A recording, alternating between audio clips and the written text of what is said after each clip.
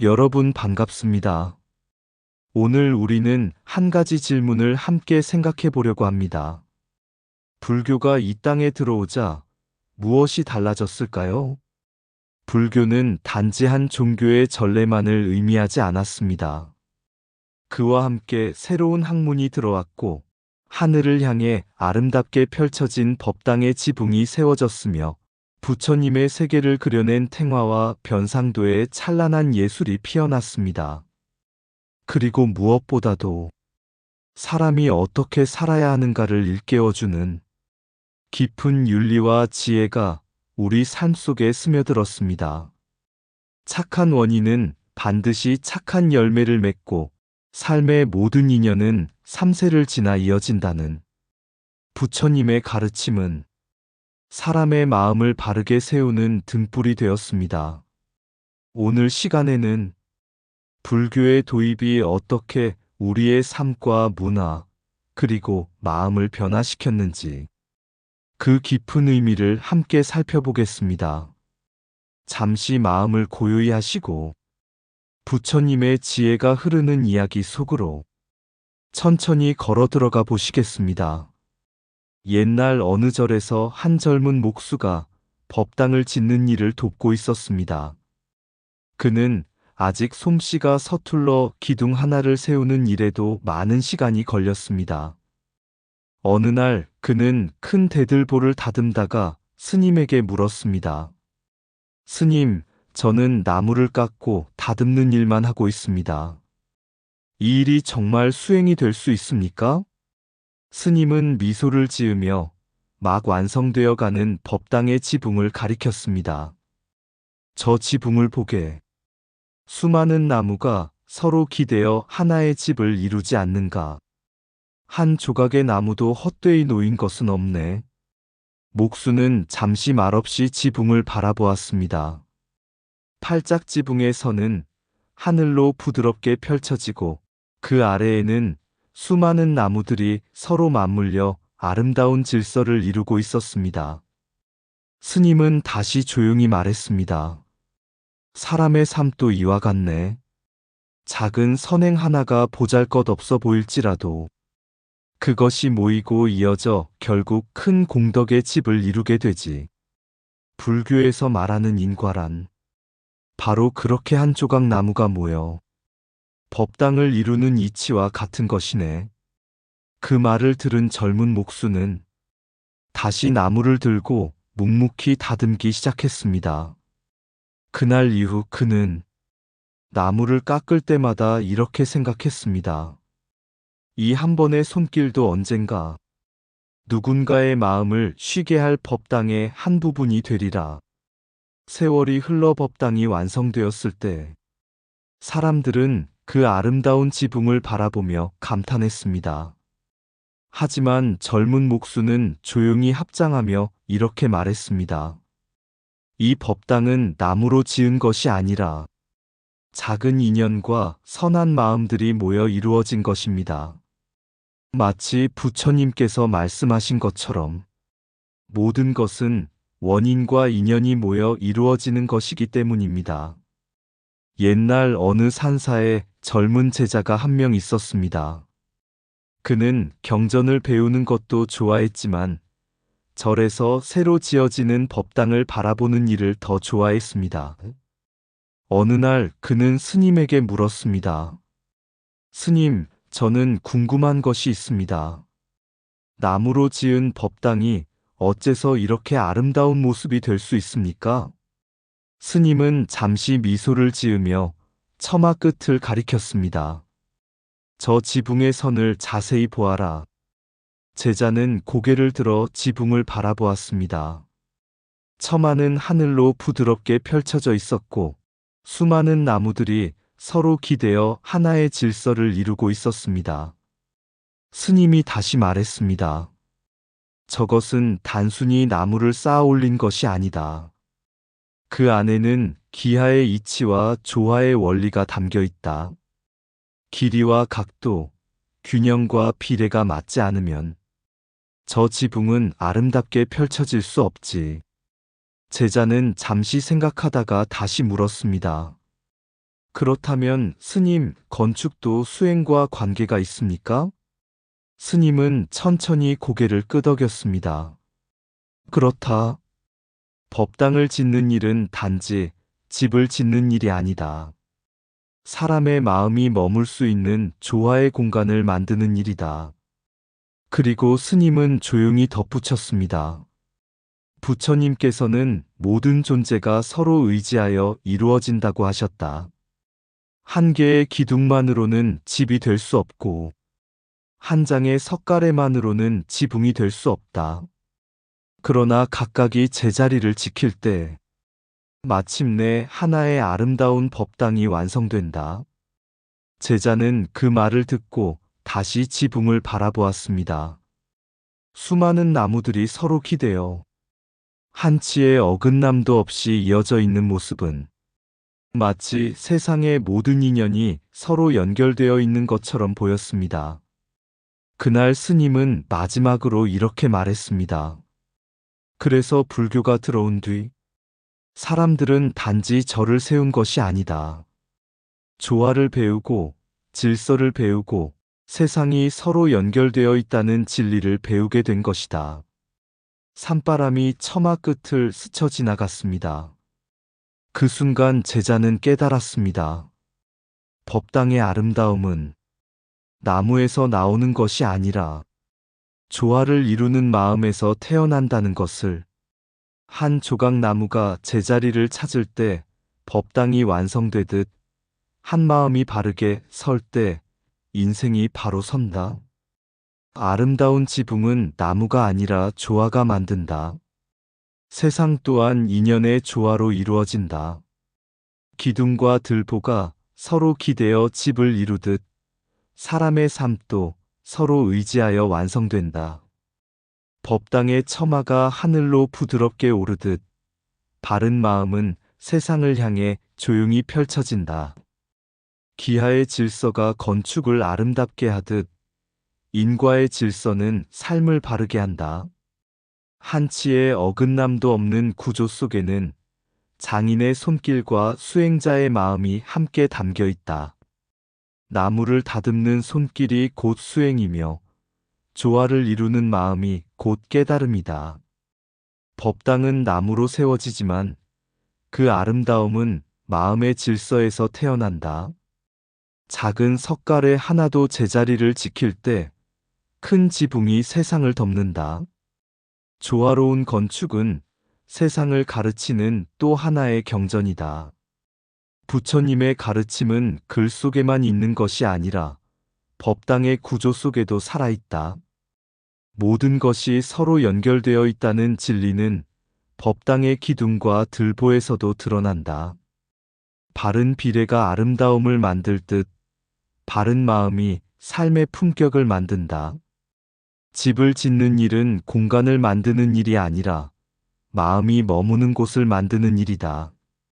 한 채의 법당은 수많은 인연이 모여 이루어진 살아있는 가르침이다. 옛날 어느 절에 글을 잘 모르는 한 노인이 찾아왔습니다. 그는 법당에 들어와 오래도록 한 그림을 바라보고 있었습니다. 그 그림은 부처님의 뒤에 걸려있는 탱화였습니다. 붉고 푸른 색채가 조화를 이루고 그 속에는 수많은 보살과 천인들이 그려져 있었습니다. 마침 그 모습을 본 스님이 조용히 다가와 물었습니다. 무엇을 보고 계십니까? 노인은 고개를 숙이며 말했습니다. 저는 글을 몰라 경전을 읽을 수 없습니다. 하지만 이 그림을 보고 있으면 왠지 마음이 편안해집니다. 스님은 미소를 지으며 말했습니다. 그래서 부처님의 가르침은 그림으로도 전해지는 것입니다. 스님은 노인에게 법당의 다른 그림을 가리켰습니다.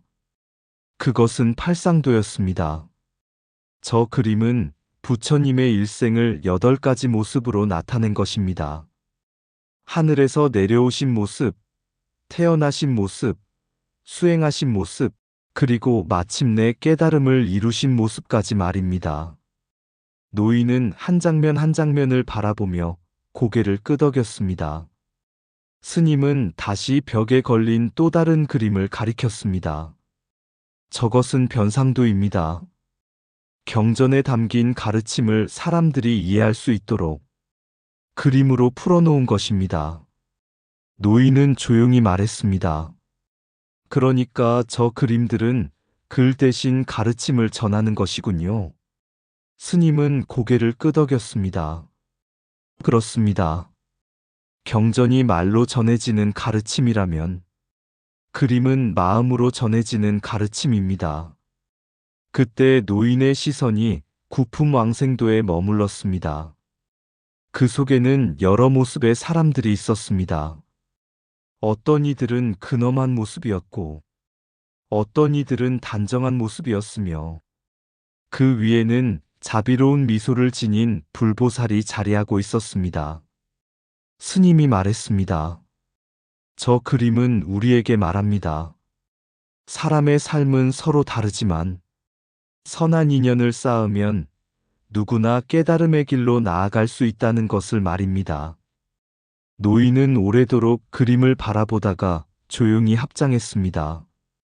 저는 글은 모르지만 이 그림을 보니 부처님의 마음을 조금 알 것 같습니다. 스님은 미소를 지었습니다. 그래서 불교의 미술은 단지 아름다움을 위한 것이 아닙니다.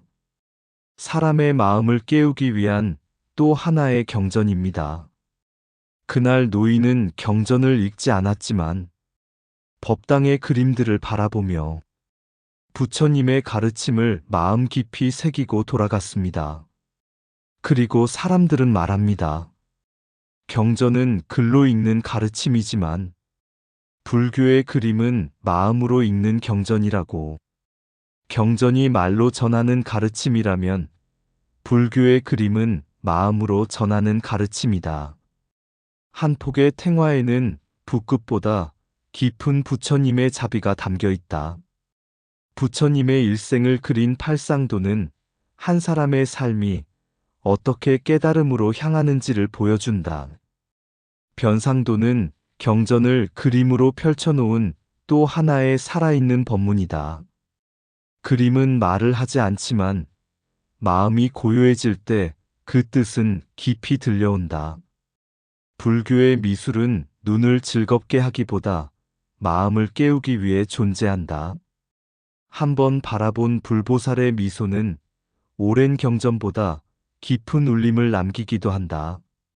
색채와 구도가 어우러질 때 그림은 단순한 미술을 넘어 하나의 수행이 된다.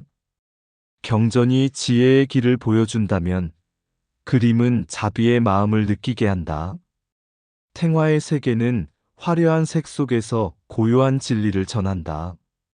부처님의 모습을 그린 것이 아니라 그 자비로운 마음을 그린 것이 불교 미술이다. 그림 속 불보살의 미소는 세상의 번뇌를 잠시 내려놓게 하는 법문이다. 불교의 그림은 보는 순간 끝나는 것이 아니라 마음속에서 다시 피어나는 가르침이다. 붓끝에서 시작된 한 장의 그림이 수많은 사람의 마음을 깨우는 인연이 된다. 그래서 불교의 미술은 장식이 아니라 마음을 밝히는 또 하나의 등불이다. 옛날 어느 고을에 한 젊은 관리가 있었습니다. 그는 학문도 뛰어나고 재주도 많았지만 마음속에는 늘 한 가지 고민이 있었습니다. 세상에는 왜 선한 사람이 어려움을 겪고 악한 사람이 오히려 잘 사는 것처럼 보일까? 그는 어느 날 산속의 절을 찾아가 스님에게 그 고민을 털어놓았습니다. 스님은 잠시 생각하다가 절 마당에 있는 연못을 가리켰습니다. 저 연못을 보게. 연못에는 연꽃이 피어 있었습니다. 맑은 꽃은 햇빛을 받아 조용히 빛나고 있었습니다. 스님이 말했습니다. 저 아름다운 연꽃이 어디에서 피어났는지 아는가? 젊은 관리는 대답했습니다. 진흙 속에서 피어났습니다. 스님은 고개를 끄덕였습니다. 그렇다. 진흙 속에서 자랐지만 연꽃은 진흙의 색을 담지 않는다. 그리고 스님은 다시 말했습니다. 사람의 삶도 이와 같다. 지금 눈앞에 보이는 결과만으로는 모든 것을 알 수 없다.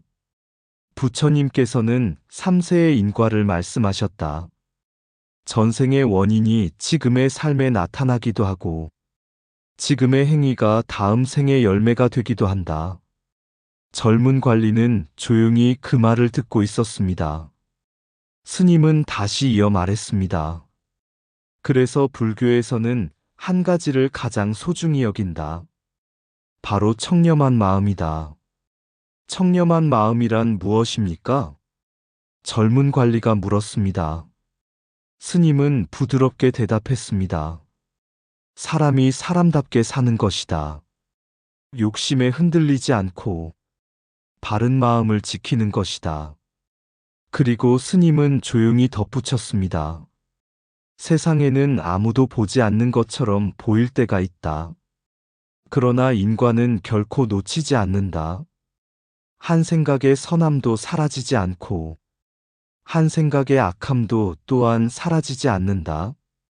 그날 젊은 관리는 산길을 내려오며 오래도록 생각했습니다. 사람이 바르게 살아야 하는 이유는 남이 보기 때문이 아니라 인과의 법이 늘 함께하기 때문이구나. 그 이후 그는 어떤 일을 하든 항상 마음속으로 한 가지를 되새겼습니다. 내가 심는 씨앗이 언젠가 나의 삶이 된다. 그래서 부처님의 가르침은 단지 세상을 설명하는 지혜가 아니라 사람의 마음을 바꾸어 삶을 바르게 이끄는 길이 되는 것입니다. 사람의 삶은 우연으로 이루어지는 것이 아니라 심은 인연이 열매로 돌아오는 길이다. 지금의 한 생각이 내일의 삶이 되고 오늘의 행동이 다음 생의 씨앗이 된다. 선한 마음은 바로 열매를 맺지 않아도 결코 사라지지 않는다. 인과의 법은 눈에 보이지 않지만 언제나 삶을 바르게 이끄는 질서이다. 사람이 바르게 살아야 하는 이유는 남이 보기 때문이 아니라 스스로의 마음 때문이다. 청렴한 마음은 가난해 보여도 가장 큰 부를 지닌 삶이다. 욕심은 잠시의 이익을 주지만 바른 마음은 오래된 평안을 남긴다. 선한 씨앗을 심는 사람은 시간이 지나도 두려움이 없다. 인과를 아는 사람은 작은 행동 하나도 가볍게 여기지 않는다. 한 생각의 선함이 세상의 어둠을 밝히는 작은 등불이 된다. 사람의 품격은 가진 것에서가 아니라 지키는 마음에서 드러난다. 맑은 마음을 지키는 것이야말로 가장 깊은 수행이다. 인간이 귀한 이유는 태어났기 때문이 아니라 바르게 살 수 있기 때문이다. 청렴한 삶은 조용하지만 오래도록 세상을 밝히는 힘이 된다. 그래서 부처님의 가르침은 세상을 바꾸기 전에 먼저 사람의 마음을 바꾼다. 불교는 건축을 아름답게 하고 예술을 깊게 하며 마침내 사람의 마음을 바르게 만든다. 옛날 한 젊은 수행자가 있었습니다. 그는 어느 날 스님에게 이렇게 물었습니다. 스님, 부처님의 가르침은 왜 이렇게 많은 모습으로 전해집니까? 경전도 있고, 법당도 있고, 그림도 있고, 또 많은 이야기들도 있습니다. 스님은 잠시 미소를 지으며 산 아래 마을을 바라보았습니다. 부처님의 가르침은 물과 같기 때문이다. 젊은 수행자는 그 뜻을 잘 이해하지 못했습니다. 스님은 다시 말을 이었습니다. 물은 그릇에 따라 모양이 달라진다. 그러나 그 본성은 언제나 맑은 물이다. 부처님의 가르침도 이와 같다. 어떤 때는 법당의 아름다운 건축으로 나타나고 어떤 때는 탱화와 팔상도의 그림으로 나타나며 또 어떤 때는 인과와 윤리의 가르침으로 사람의 마음을 깨우친다. 수행자는 조용히 고개를 끄덕였습니다. 스님은 마지막으로 이렇게 말했습니다. 그래서 불교가 이 땅에 들어온 것은 단지 한 종교가 들어온 것이 아니다. 사람의 삶을 아름답게 하고 마음을 바르게 하고 세상을 더 따뜻하게 만드는 길이 함께 들어온 것이다. 그날 저녁 산사의 종이 천천히 울렸습니다. 법당의 지붕 위로는 달빛이 조용히 내려앉고 탱화 속 불보살의 미소는 은은하게 빛나고 있었습니다. 그리고 그 고요한 순간 속에서 사람들은 깨닫게 됩니다.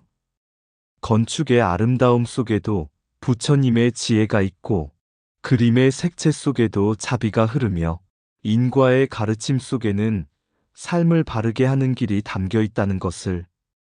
그래서 부처님의 가르침은 먼 곳에 있는 것이 아니라 우리의 삶과 마음 속에서 먼 옛날 이 땅에 불교가 들어왔을 때 사람들은 단지 한 종교가 아니라 새로운 세상의 문을 열었다.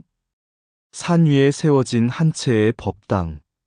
나무와 나무가 서로 기대어 하늘을 향해 지붕을 펼칠 때 그 속에는 기아의 질서와 조화의 지혜가 숨쉬고 있었다. 법당 안에 걸린 한 폭의 탱화. 붉은 빛과 푸른 빛 사이로 불보살의 미소가 조용히 흐르고 팔상도의 그림 속에서는 한 인간이 수행하여 마침내 깨달음에 이르는 길이 말없이 펼쳐지고 있었다. 그리고 사람들은 그 그림을 바라보며 한 가지 진리를 배우기 시작했다. 작은 씨앗 하나가 세월을 지나 열매가 되듯 한 생각의 선함도 결코 사라지지 않는다는 것을. 그래서 부처님의 가르침은 법당의 기둥 속에도 있고 탱화의 색채 속에도 있으며 사람의 마음속 조용한 양심 속에도 있다. 산사의 종이 울리는 저녁, 연꽃이 고요히 피어나는 연못가에서 사람들은 비로소 알게 된다. 세상을 바꾸는 것은 거창한 힘이 아니라 바른 마음 하나라는 것을. 의상 맑고 향기로운 지혜의 샘이었습니다. 오늘도 좋은 날 되세요. 구독과 좋아요는 맑고 향기로운 샘에게 큰 힘이 됩니다.